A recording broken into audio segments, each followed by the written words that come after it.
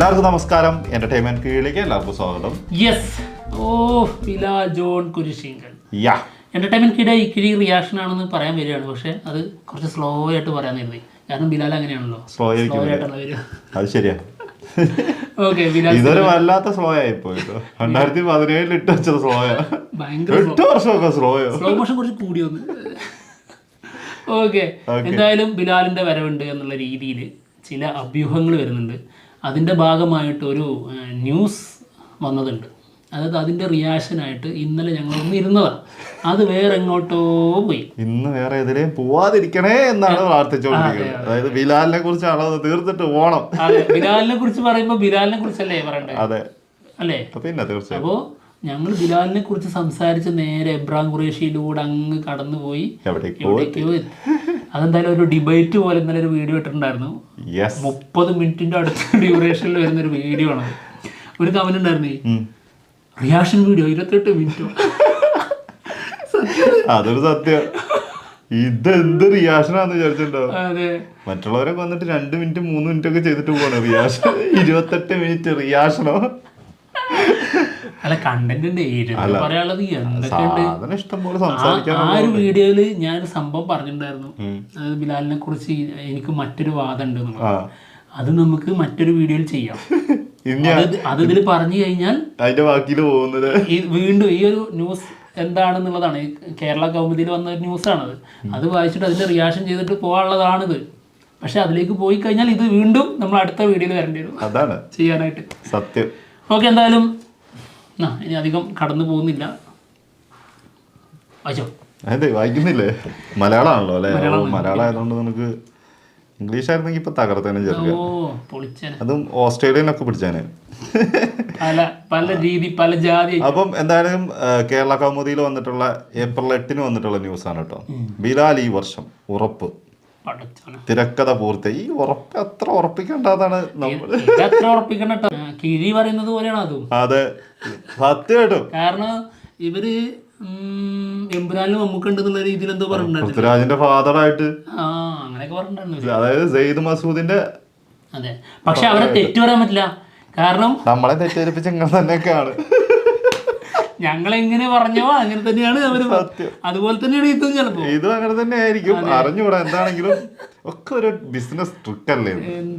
എന്താണെങ്കിലും ഇതാണ് ന്യൂസ്. മമ്മൂട്ടി അമൽ നീരദ് ചിത്രം ബിലാൽ ഈ വർഷം ചിത്രീകരണം ആരംഭിക്കും. തിരക്കഥ പൂർത്തിയായി. മെഗാസ്റ്റാർ മമ്മൂട്ടിയുടെ സ്റ്റൈലിഷ് കഥാപാത്രമാണ് ബിലാൽ ജോൺ കുരിശിങ്കൽ. ഈ തിരക്കഥ പൂർത്തിയായി എന്ന് പറയുമ്പോഴേ അത് ഭയങ്കര സംഭവമാണ് ബിലാലിന്റെ കാര്യത്തില്. അതൊരു സത്യം. കാരണം ഉണ്ണിയാറാണ് ഇതിന്റെ സ്ക്രിപ്റ്റ് ഒരുക്കുന്നത്. അതിലേക്ക് നമ്മുടെ അമൽ നീരദും വരും. പക്ഷെ ഇതിന്റെ പല സ്ക്രിപ്റ്റ് എഴുതി പൊളിച്ച് മാറ്റി എഴുതി പിന്നെ എഴുതി അങ്ങനെ പോയിക്കൊണ്ടിരിക്കുന്ന ഒരു സാധനമാണിത്. ഇത് അതിനകത്ത് ഒരു കൺക്ലൂഷൻ കിട്ടിയിട്ടില്ല. എവിടെ എത്തിക്കണം എന്നുള്ള ഒരു ഇതിൽ നിൽക്കുകയായിരുന്നു. കംപ്ലീറ്റ് ആയി എന്ന് പറയുമ്പോൾ സന്തോഷമുണ്ട് കേട്ടോ. എന്തായാലും രാം ഗോപാൽ വർമ്മ ചിത്രങ്ങളുടെ ഛായാഗ്രാഹകനായി ബോളിവുഡിൽ തിളങ്ങിയ അമൽ നീരദ് 2007 ബിഗ് ബി സംവിധാനം ചെയ്യുന്നത്.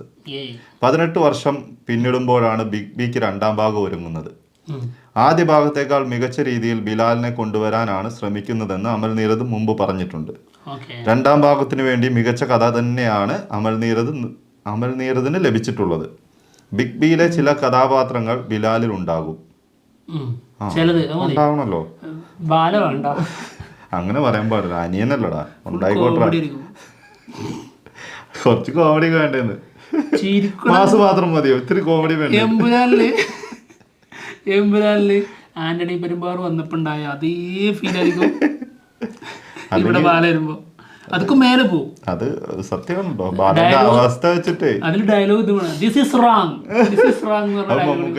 മമ്മൂക്കനോട് പറയുന്ന ഡയലോഗ് നമുക്ക് എടുത്തിട്ട് ഒറ്റ പൊട്ടിക്കല ഓടാടുന്നു. അങ്ങനെയല്ലോ. അത് കൊള്ളാം, അത് സാധനം കൊള്ളാം. ഓടാവുന്നതല്ലേ ഈ ചെവിക്കൊക്കെ പിടിച്ചിട്ട് പറഞ്ഞേക്കുന്നത് പോലെ. അല്ലെങ്കിൽ എന്ന് പറഞ്ഞൊരു സൗണ്ട്, എന്നിട്ട് ഒരു എല്ലാം പറിച്ചു കൊടുത്തിട്ട്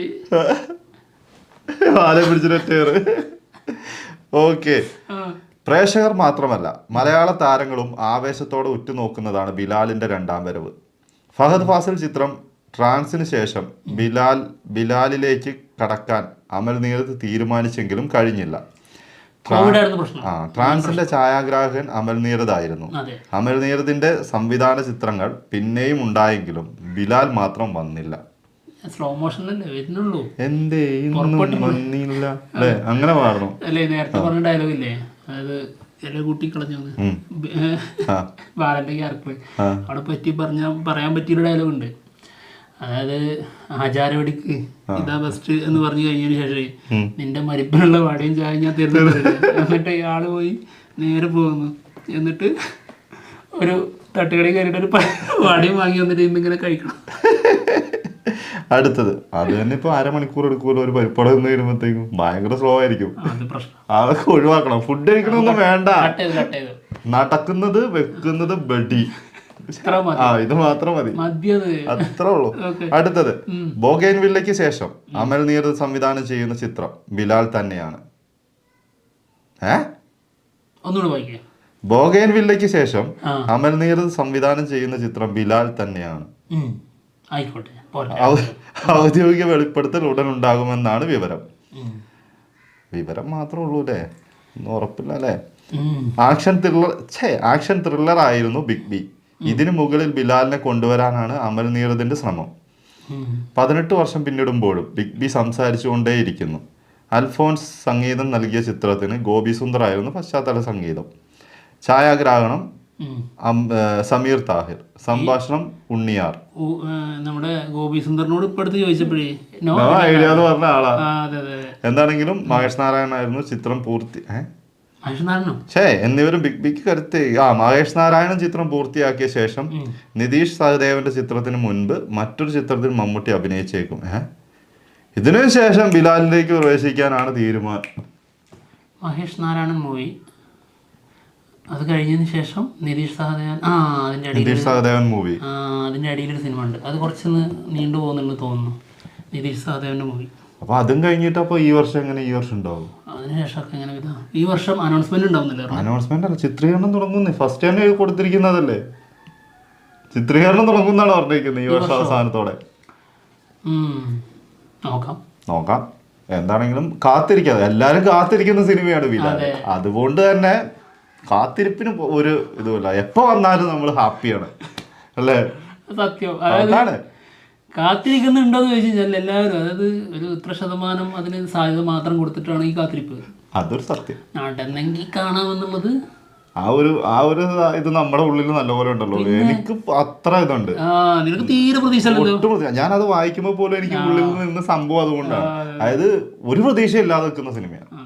വന്നാൽ ഹാപ്പി, അത്രേ ഉള്ളൂ. എന്താണെങ്കിലും വരട്ടെ എന്ന് തന്നെയാണ് നമ്മൾ ആഗ്രഹിക്കുന്നത്.